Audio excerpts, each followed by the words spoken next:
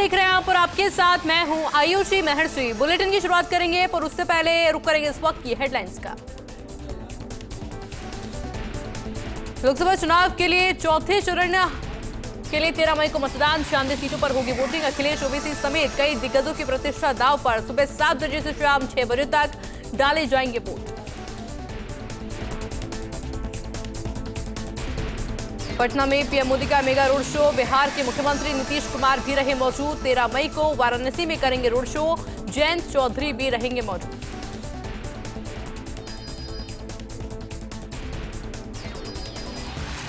मुख्यमंत्री भजनलाल शर्मा के महाराष्ट्र दौरे का तीसरा दिन। मुंबई में जैन समुदाय के उद्यमियों से किया संवाद। राजस्थानी स्नेह सम्मेलन समारोह में की शिरकत।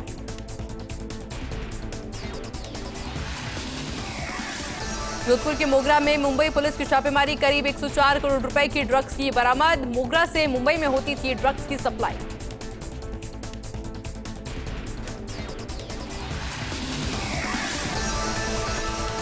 शुद्ध आहार मिलावट पर वार अभियान। जयपुर में किया 200 किलो से अधिक नकली पनीर को नष्ट। 2 आरोपी गिरफ्तार।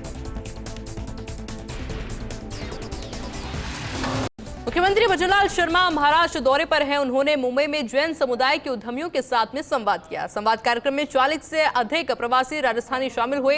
इस दौरान मुख्यमंत्री भजनलाल शर्मा ने मीडिया से बातचीत करते हुए कहा कि झारखंड, तेलंगाना, आंध्र प्रदेश, उड़ीसा सहित सभी जगह हमारी सीटें बढ़ेंगी।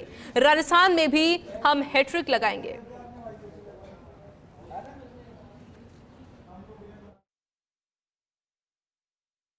देश के यशस्वी प्रधानमंत्री नरेंद्र मोदी जी के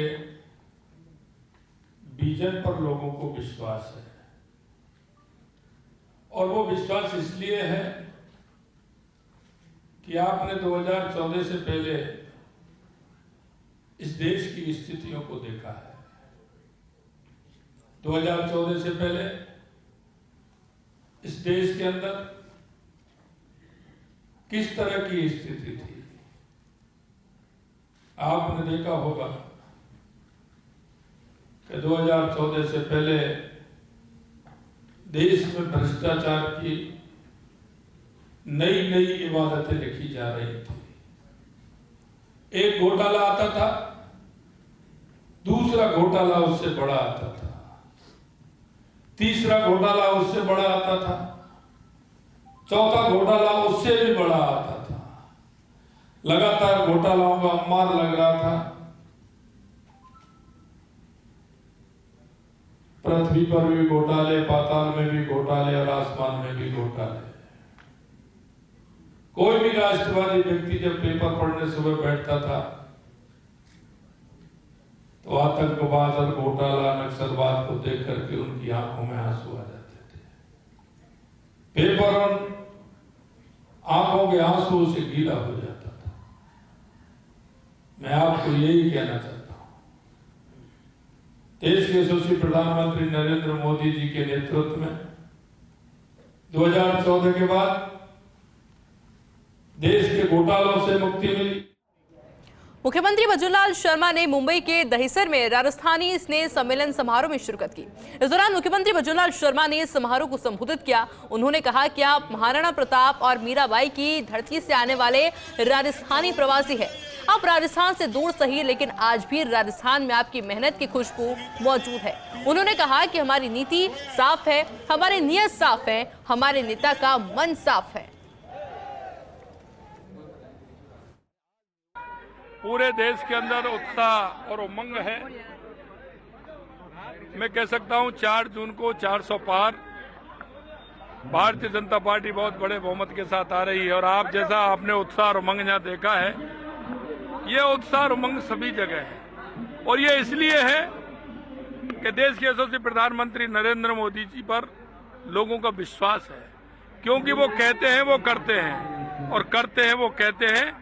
इस विश्वास पर जनता जानती है कि मोदी जी की गारंटी यानी कि पूरा होने की गारंटी, और देश की जनता चाहती है कि तीसरी बार नरेंद्र मोदी जी प्रधानमंत्री बने। या महाराष्ट्र के अंदर भारतीय जनता पार्टी और एनडीए जो हमारा गठबंधन है, वो बहुत बड़े, पिछली बार से बहुत बड़े बहुमत के साथ यहाँ आ रही है। 4 जून को आने वाले लोकसभा चुनाव के नतीजे राजस्थान कांग्रेस के कई नेताओं का सियासी भविष्य तय कर देंगे। सीपी जोशी, प्रताप सिंह और वैभव गहलोत जैसे कई नेताओं की आगे की सियासी तकदीर अब हार जीत पर बहुत कुछ निर्भर करेगी। टोटल 9 कांग्रेस के लोकसभा चुनाव के प्रत्याशी ऐसे हैं जिनका आगे का पॉलिटिकल करियर अब रिजल्ट पर डिपेंड करेगा। देखिए खास रिपोर्ट। राजस्थान में 2 चरणों में लोकसभा चुनाव संपन्न हो चुका है। अब सब रिजल्ट का बेसब्री से इंतजार कर रहे हैं कि कौन सिकंदर होगा और किसको शिकस्त मिलेगी। वहीं हार जीत को लेकर कई कांग्रेस प्रत्याशियों की धड़कनें बढ़ी हुई हैं, क्योंकि उनकी किस्मत का फैसला हार जीत पर ही टिका हुआ है। कांग्रेस के 9 ऐसे प्रत्याशी हैं, अगर वो चुनाव जीत जाते हैं तो उनका सियासी सफर स्पीड पकड़ लेगा। अगर हार का सामना हुआ तो फिर पॉलिटिकल करियर में ब्रेक भी लग सकते हैं। इस लिस्ट में किन नेताओं के नाम शुमार हैं, इस पर नजर डालें तो वैभव गहलोत। इस लिस्ट में सबसे पहला नाम है पूर्व सीएम अशोक गहलोत के बेटे वैभव गहलोत का। वैभव का सियासी करियर अब हार जीत पर बहुत कुछ निर्भर करेगा। अगर वो जालोर से विजयी हो जाते हैं तो यकीनन उनके सियासी सफर के पंख लग जाएंगे, लेकिन अगर एक बार फिर वैभव मात खा जाते हैं तो उनके राजनीतिक वैभव पर भी ब्रेक लग सकते हैं। इससे पहले वैभव गहलोत अपने गृह जिले जोधपुर से चुनाव हार चुके हैं। सीपी जोशी, पूर्व स्पीकर सीपी जोशी के लिए भी परिणाम बहुत कुछ तय कर देंगे।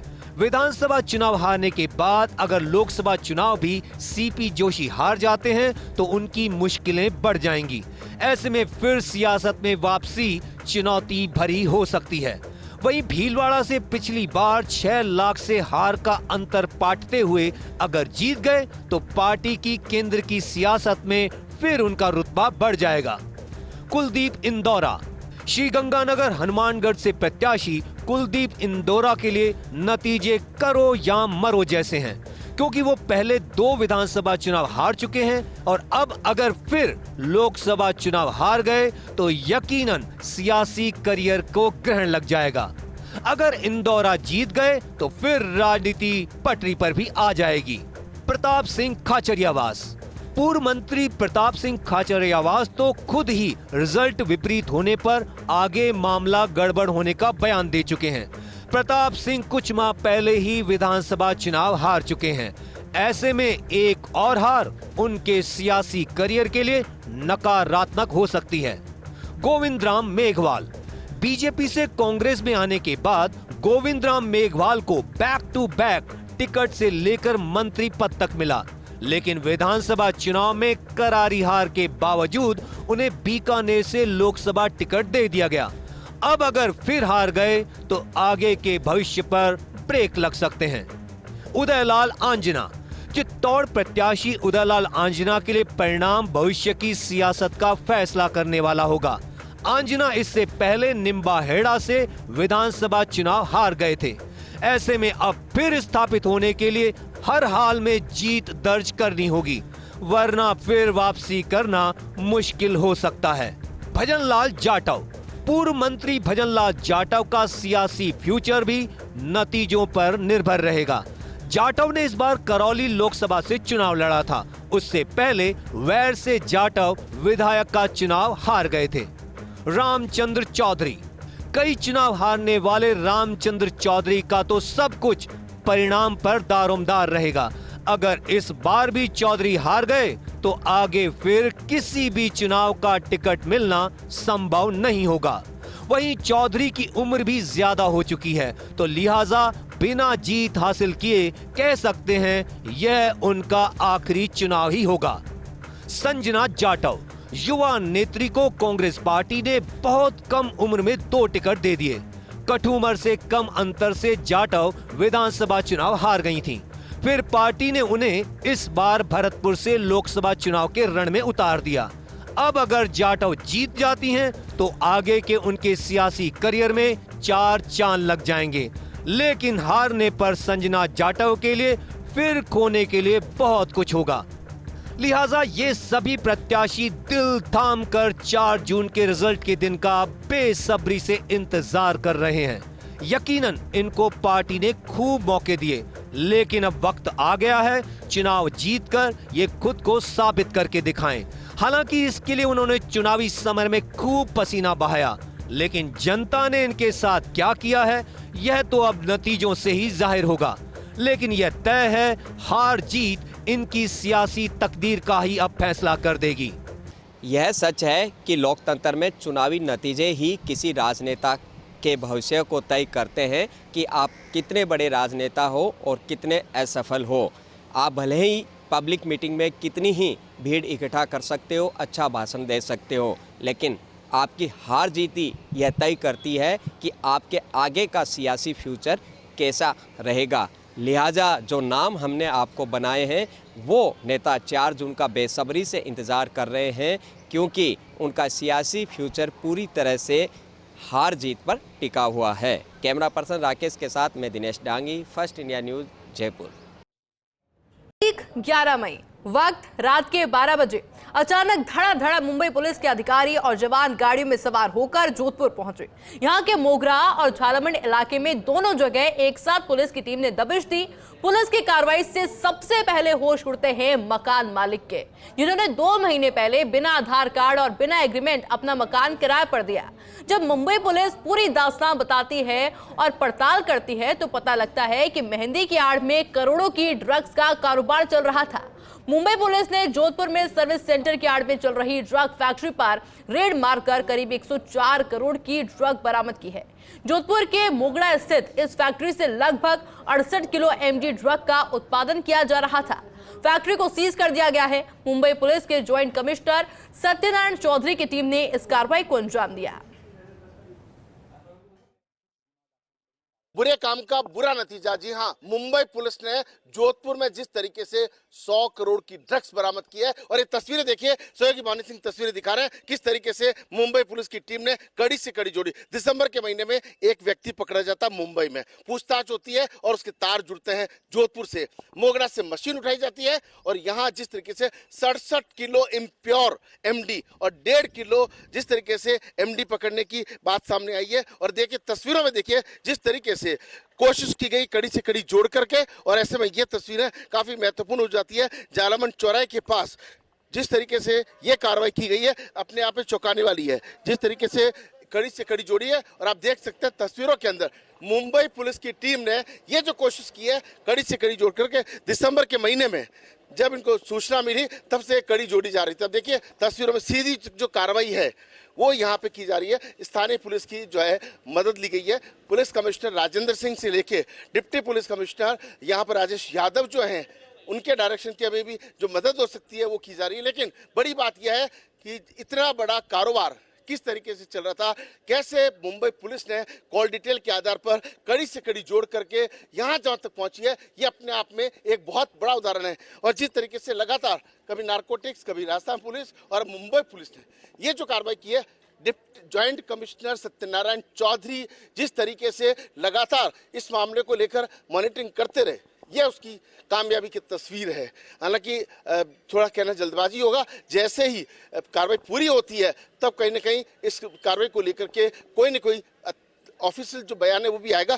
जो है ऑफिशियल जो है वो कार्रवाई चल रही है, लेकिन ये चौंकाने वाली बात है, आसपास के लोगों को भनक तक नहीं पड़ी कि आखिर यहाँ चल क्या रहा है। माना जा रहा है कि कोई किराएदार था जो वो इस पूरे मामले को अंजाम दे रहा था। एक मशीन मोगरा से बरामद की गई है, और दूसरी अगर बात करें तो यहाँ जिस तरीके से 67 किलो जिस तरीके से एम्प्योर और 1.5 किलो जिस तरीके से बात सामने आ रही है एमडी की, तो आप तस्वीर में देखिए कि कानो कान खबर नहीं है। इसीलिए मुंबई पुलिस आज पूरे देश के अंदर सबसे बड़ी पहचान जो रखती है वो वजह यही है।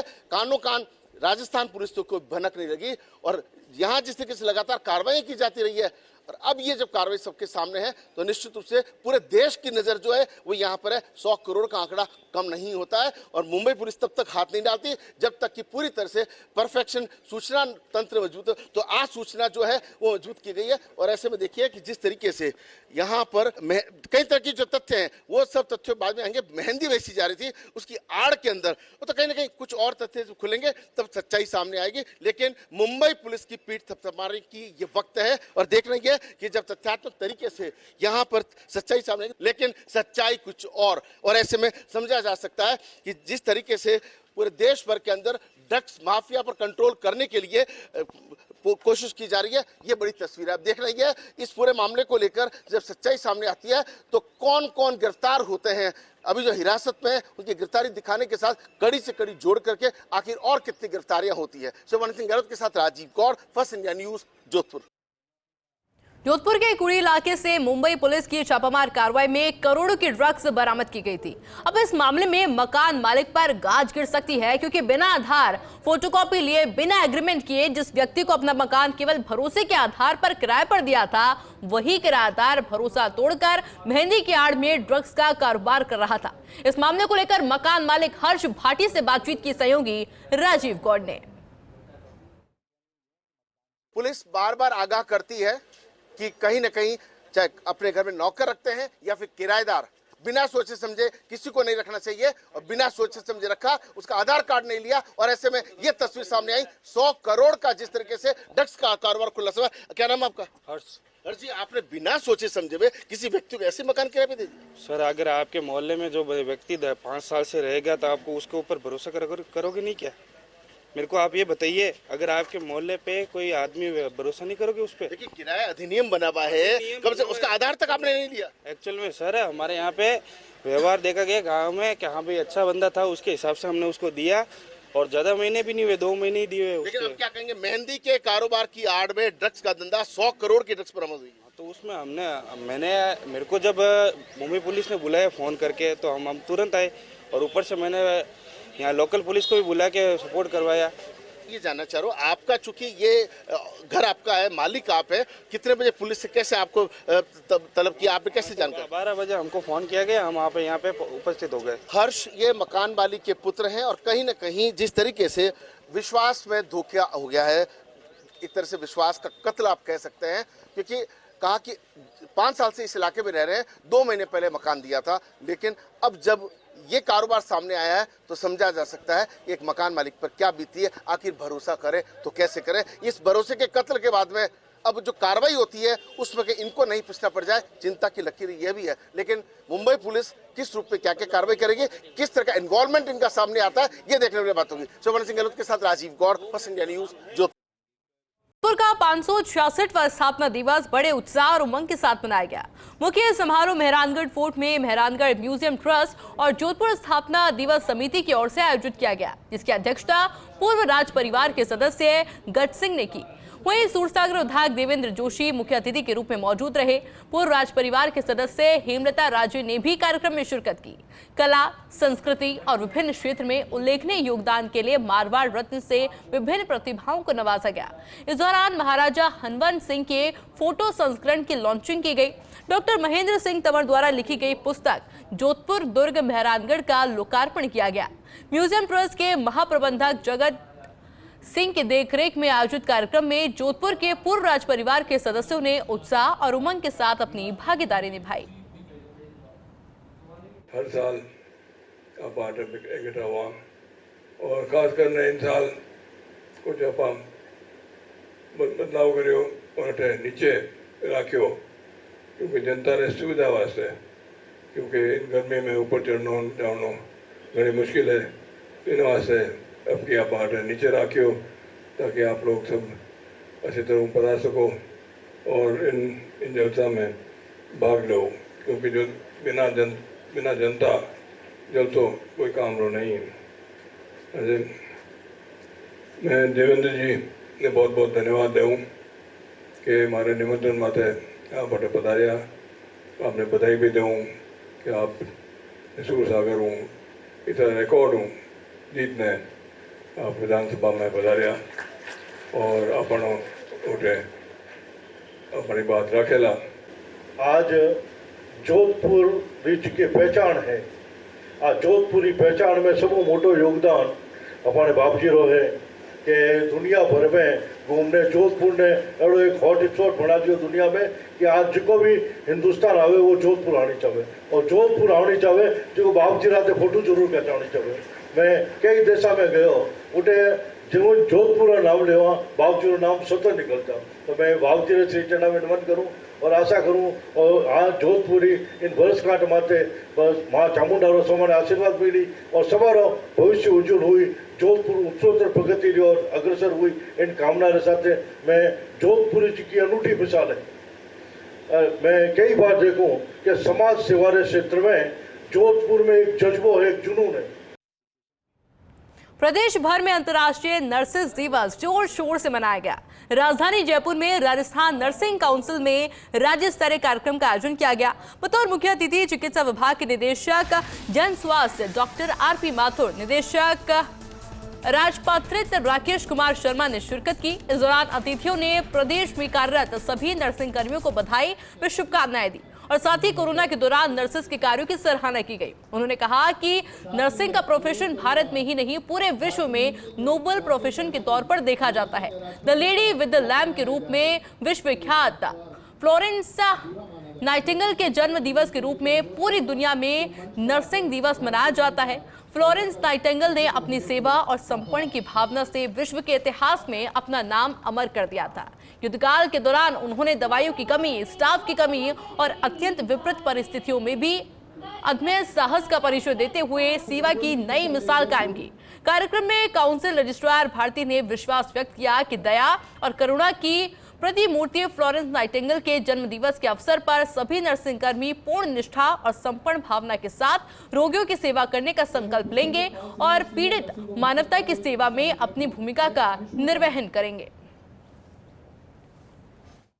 जो सभी हमारे नर्सेज हैं जिनको सम्मानित किया गया है पूरे राज्य से जो आए हुए थे, उन सबको मैं अपनी तरफ से बधाई देता हूँ। और हमने तो इस शुभ अवसर पर सभी से यही संकल्प किया है कि नर्सेज जो हमारी जहाँ भी हैं, जो भी हैं, जब भी कोई विपत्ति आती है या कोई महामारी आती है तो नर्सेज सेवा करने में पहली पंक्ति में वे खड़े रहते हैं, अपनी जान की परवाह नहीं करते हैं। जैसा कोविड टाइम में देखा हमने कि कई लोगों ने अपनी जान गंवा दी सेवा करते हुए। तो सभी को हमने बधाई दी है दिवस की, और जो सेवा का उनका संकल्प है उसको उसी तरह सिंसियरली वे जहाँ भी हैं, जिस भी जगह पे हैं, अपना कार्य करते रहें। झुंझुनू के बीड़ी के अस्पताल के सभागार में नर्सिंग कर्मियों ने अंतर्राष्ट्रीय नर्सेज दिवस धूमधाम के साथ मनाया। सेवा भाव से कार्य की शुरुआत करने और आमजन की निस्वार्थ सेवा करने वाले फ्लोरेंस नाइटिंगेल को श्रद्धांजलि अर्पित की। इस दौरान सभी नर्सिंग कर्मियों ने निस्वार्थ सेवा करने की शपथ भी ली। वहीं नर्सिंग कर्मियों ने सांस्कृतिक कार्यक्रमों की प्रस्तुतियां दी और उत्कृष्ट कार्य करने वाले नर्सिंग कर्मियों को पीएमओ संदीप पुचार ने सम्मानित किया। 12 मई को हम इंटरनेशनल नर्सेज डे बनाते हैं क्योंकि इस दिन जो lady of lamp Florence Nightingale का जन्म हुआ था 12 मई 1820 इटली में, और उन्होंने हमें नर्सिंग प्रोफेशन से इंट्रोड्यूस करवाया था, इसीलिए हम लोग नर्सेज डे बनाते हैं 12 मई को, उनके बर्थडे पे। आज अंतर्राष्ट्रीय नर्सेज दिवस के ऊपर राजकीय नर्सिंग महाविद्यालय झुंझुनू में अंतर्राष्ट्रीय नर्सेज दिवस मनाया गया है, जिसकी थीम है आवर नर्सेज आवर फ्यूचर, यानी हमारा जो नर्सिंग प्रोफेशन है वो हमारे आगे आने वाले जो फ्यूचर है उसकी रीढ़ की हड्डी है, जो कि अपने निस्वार्थ भाव से इस समाज की सेवा में लगा हुआ है, काम करता है। जैसे आप सब लोगों ने कोविड-19 में देखा होगा, नर्सेज दिवस के उस पर सभी नर्सेज ने नर्सेज दिवस का आयोजन किया। यहाँ पे बहुत ही अच्छा आयोजन किया, जिसमें जो अच्छा कार्य कर रहे हैं उनको पुरस्कृत किया जा रहा है। और चलिए बुलेटिन में फिलहाल इतना ही। आप देखते रहिए फर्स्ट इंडिया न्यूज। नमस्कार।